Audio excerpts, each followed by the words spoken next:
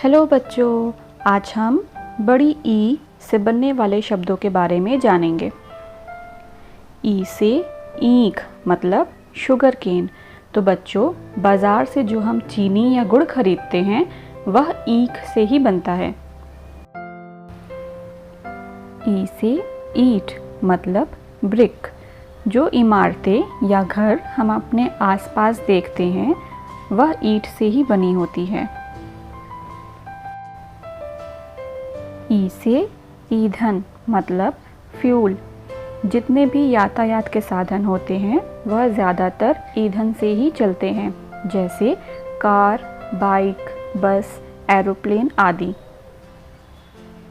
ई से ईल, यह एक प्रकार की मछली होती है। ई से ईसाई मतलब क्रिश्चियन, ईसाई धर्म को मानने वाला। ई से ईसा मसीह जीसस क्रिस्ट। ई से ईस्टर, यह ईसाई धर्म का एक मुख्य त्यौहार होता है।